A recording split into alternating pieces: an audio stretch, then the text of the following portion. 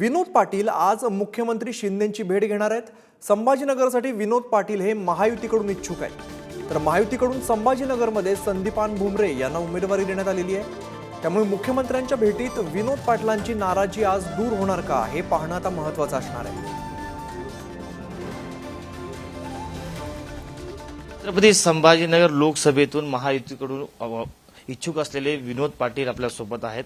पाटील साहेब, तुम्हाला उमेदवारी नाकारल्यानंतर तुम्ही अनेक महायुतीच्या नेत्यांना भेटीगाठी करतायत, काय प्रमुख मागणी आहे तुमची? हे बघा, मी यापूर्वी स्पष्ट केलं की राज्याचे मुख्यमंत्री, राज्याचे उपमुख्यमंत्री दोघांची तीव्र इच्छा होती मला उमेदवारी मिळावी। 2 सन्माननीय आमदार, 1 सन्माननीय खासदारांच्या विरोधामुळे मला उमेदवारी नाकारली। मग आज प्रश्न असा आहे की काल मला उद्योगमंत्री उदय सामंत साहेब स्वतः येऊन भेटले। त्यांचं म्हणणं आहे की मी माघार घेतली पाहिजे। मी त्यांना सांगितलं की जर तुम्ही मला पटवून सांगितलं की विनोद पाटील निवडून येत नाही तर मी बिनशर्त माघार घेईल।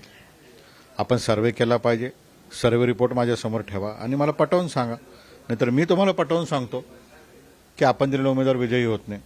प्रश्न असा आहे की माननीय मुख्यमंत्री महोदय यांनी दिल्लीला शब्द दिला आहे की मोदी साहेबांना ताकदीने खासदार निवडून पाठव। या ठिकाणी स्वतः अमित शाह साहेब संभाजीनगरला आले, त्यांनी सांगितलं की रजाकारी इथून उकडून फेकायची।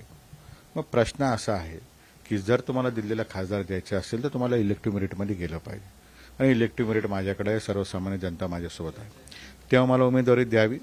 आपण मला उमेदवारी बदलून देऊ शकत नसाल तर मला अपक्ष लढायचं आहे, आणि अपक्ष लढण्यासाठी देखील आपण आशीर्वाद द्यावा असं माझं म्हणणं आहे। तुम्हाला आशा आहे पुन्हा आताही तुम्हाला महायुतीकडून या ठिकाणाहून उमेदवारी मिळेल, उमेदवार बदलला जाईल? मला आशा असण्यापेक्षा मला माझ्या हातून चूक करायची नाहीये। शेवटपर्यंत मला त्यांना विनंती करायची आहे आणि मला निवडून येऊन दाखवायचं आहे, मला माझ्या जिल्ह्याचा विकास करायचा आहे। उद्या कदाचित ते म्हणू शकता की तू आम्हाला शेवटच्या टप्प्यात बोलला असता तर आम्ही देखील तयार झालो असतो, कारण निकाल काय लागणार आहे जनतेला माहिती आहे, निकाल माझ्या बाजूने लागणार आहे। मुख्यमंत्री तुम्हाला देतील असा विश्वास आहे? हे बघा, माननीय मुख्यमंत्री महोदय कायम नवीन तरुणांना संधी देणारा त्यांचा स्वभाव आहे, परंतु त्यांची अडचण त्यांच्या सहकार्यामुळे झालेली आहे, तर बघू आता ते काय निर्णय घेतात। आपण पाहिलं हे होते मराठा आरक्षण याचिकाकर्ते व छत्रपती संभाजीनगरमधून लोकसभेला इच्छुक असलेले विनोद पाटील।